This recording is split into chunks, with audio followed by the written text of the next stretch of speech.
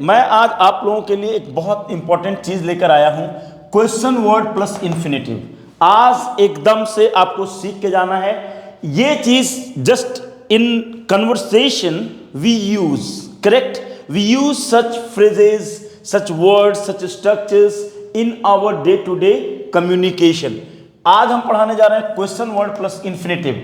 Infinitive का मतलब आपको मालूम है कि जैसे कि टू है, टू प्लस V1 को हम इन्फिनेटिव कहते हैं। जैसे टू गो हो गया, ये इन्फिनेटिव, टू प्ले हो गया, ये इन्फिनेटिव है ना, टू रीड हो गया, ये इन्फिनेटिव। इसको हम इन्फिनेटिव, यानी ये जो वर्ब का जो है, जो नेचुरल फॉर्म होता है वो इन्फिनेटिव होता है। तो क्वेश्चन वर्ड प्लस इन्फिनेटिव आप यहाँ पे देख सकते हैं। व्हाट एक क्वेश्चन वर्ड है और टू है, और यहाँ पे क्या है, एक वर्ब है।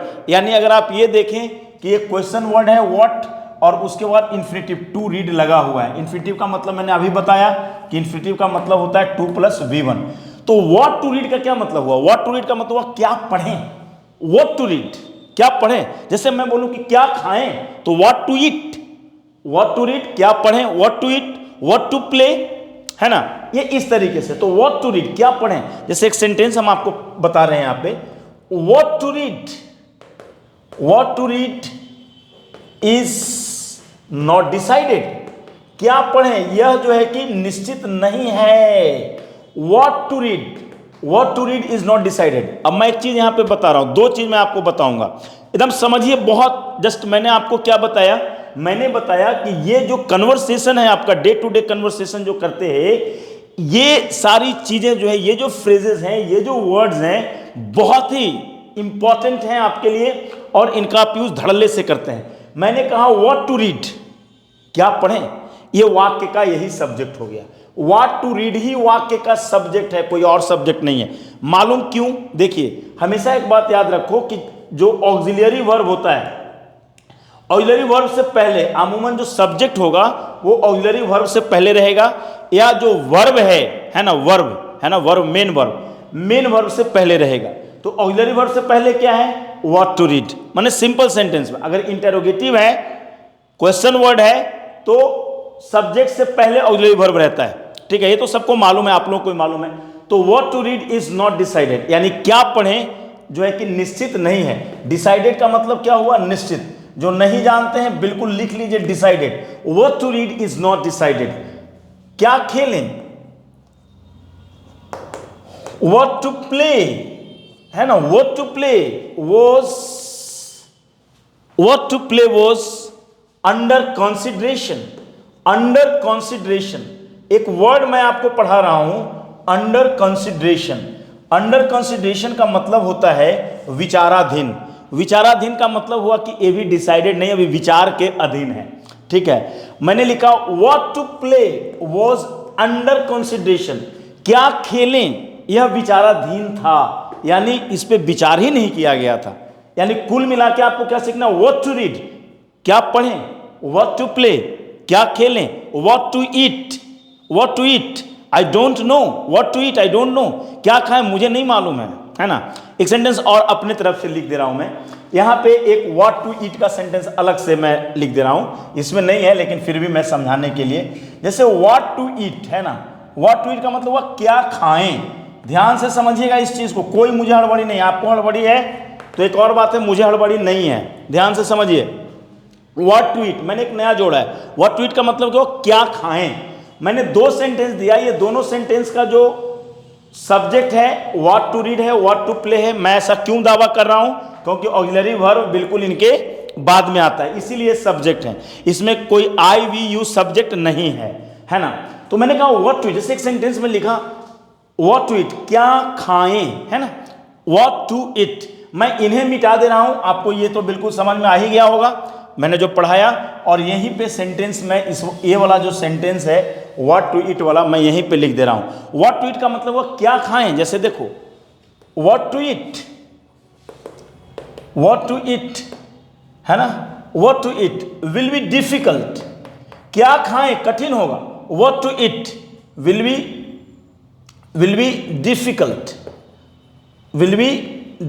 क्या खाएं कठिन होगा।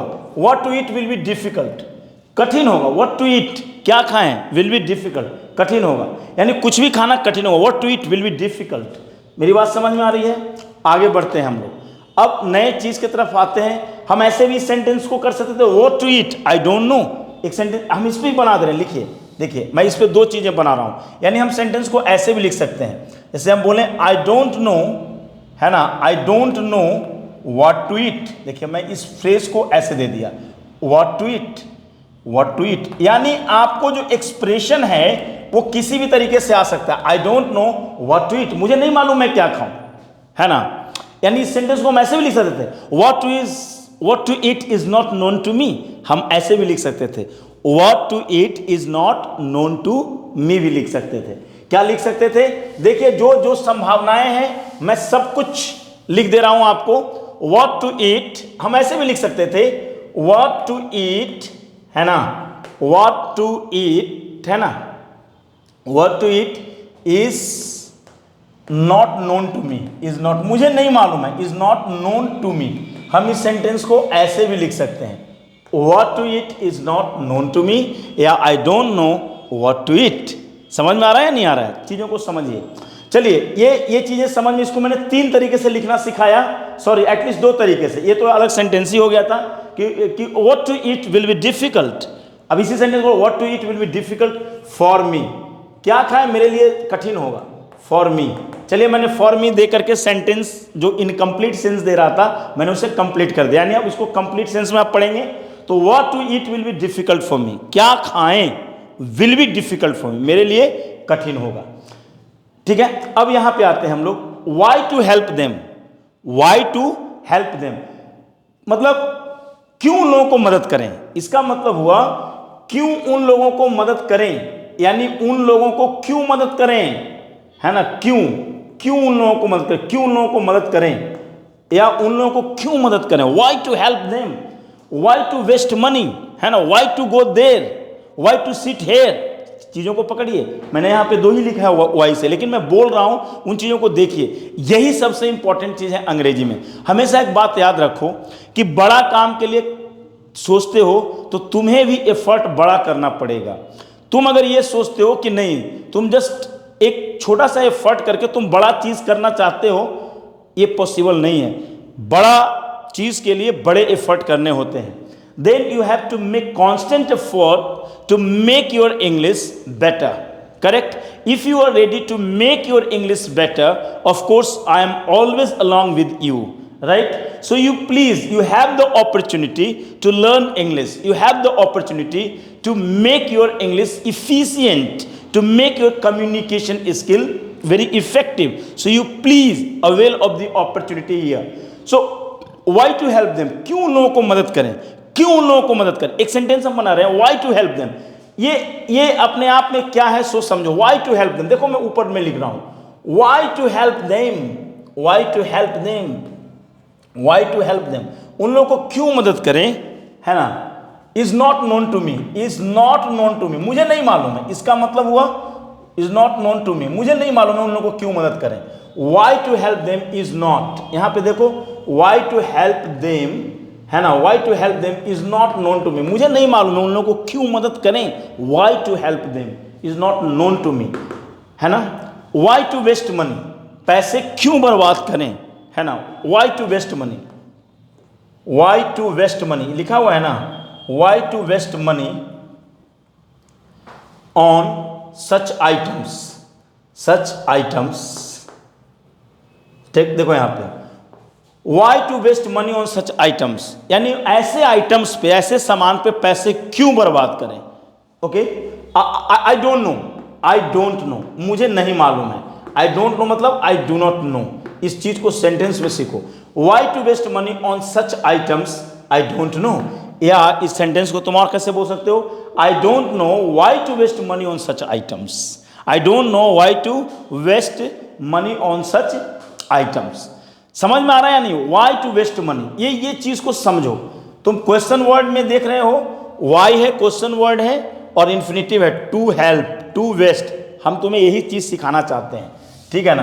अब इन चीजों को देखो किस तरीके से। अब ये क्या करना है, अब तुम्हें क्या करना है, what have you to do with them, what you will do with all such phrases and sentences, just you will practice hard. आपको प्रैक्टिस करना है बहुत ज़्यादा, है ना?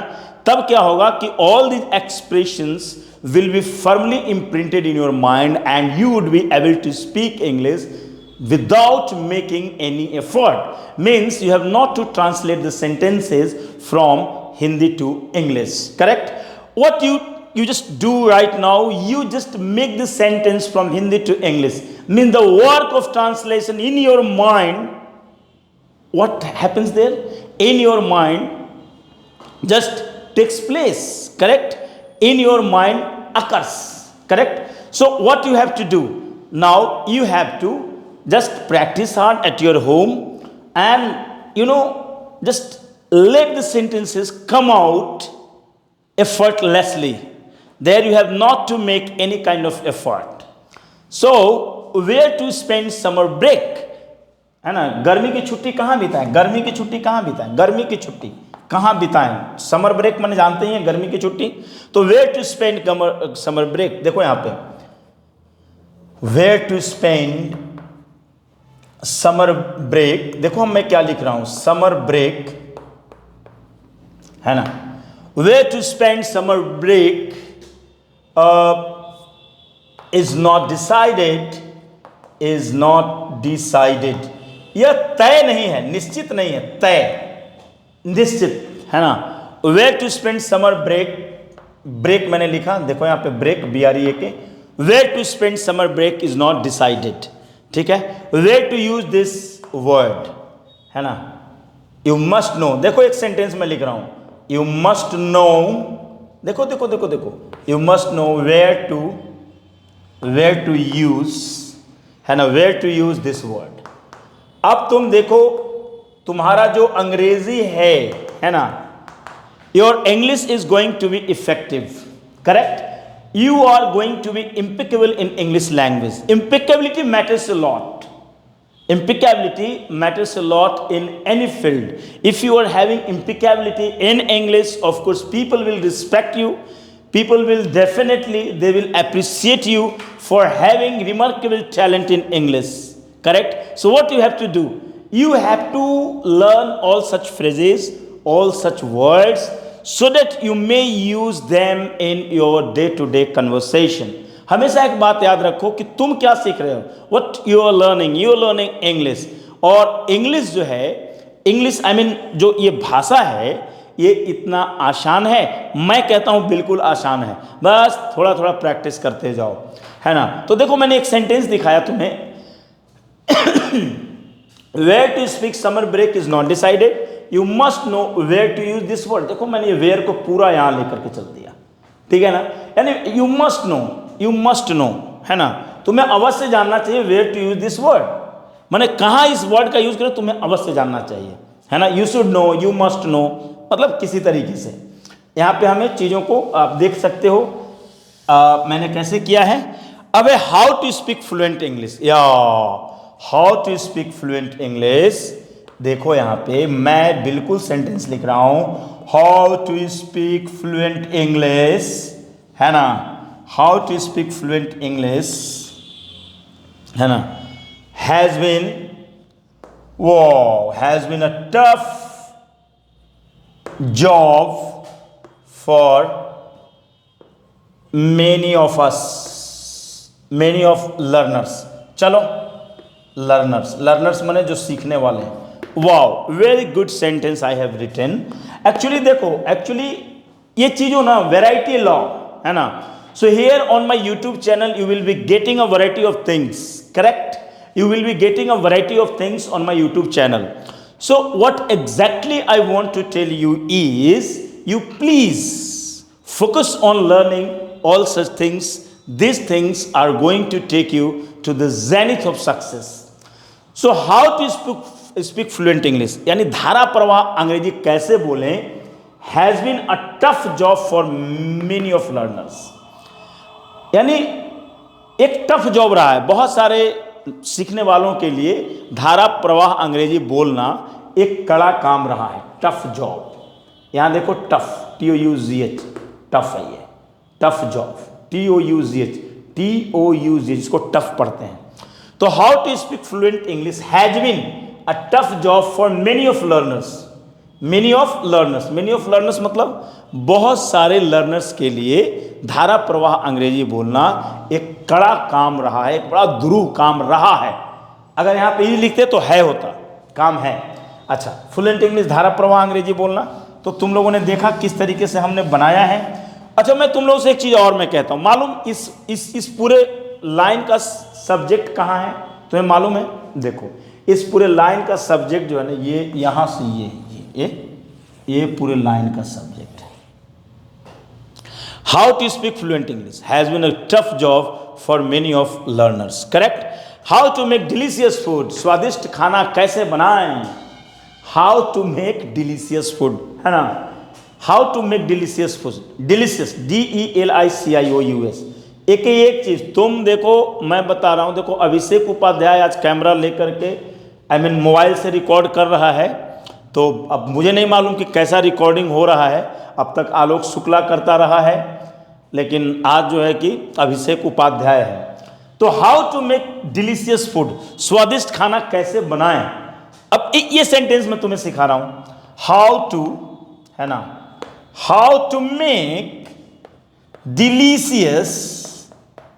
Delicious food. देखो यहां how to make delicious food, है ना। How to make delicious food is a difficult task for me. ये मेरे लिए एक कड़ा काम है, डिफिकल्ट टास्क है। मतलब अच्छा खाना कैसे बनाएं मेरे लिए एक कड़ा काम है, डिफिकल्ट है ना। How to make delicious food is a difficult task for me, मेरे लिए एक बहुत ही डिफिकल्ट टास्क है। अच्छा, ये समझ में, व्हेन टू गेट अप, कब उठें। अब ये चीज को देखो, अब ये तुम लोगों ने समझा। अब ये दो, व्हेन टू गेट अप और when to go to bed, देखो यहां पे व्हेन टू गेट अप, कब उठें, या देखो यू नीड टू डिसाइड, देखो सेंटेंस देखो, यू नीड टू डिसाइड, है ना, व्हेन टू गेट अप, यानी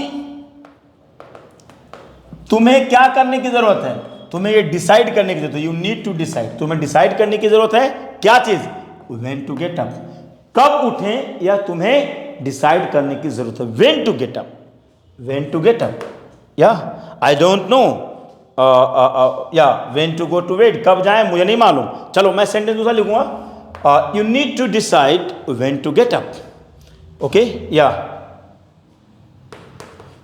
he has already decided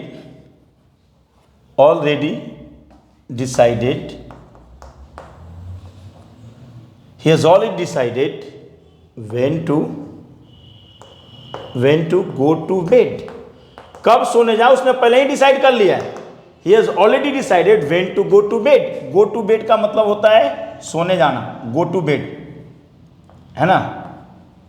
देखो यहां पे he has already decided when to go to bed, ये he has already decided when to go to bed। तो आप लोगों ने देखा किस तरीके से मैंने ये पूरी चीज़ों को बताया है, सिखाया है। आपका काम है इसे बहुत अच्छे से प्रैक्टिस करना, सीखना। आज भर इतना ही, जय हिंद।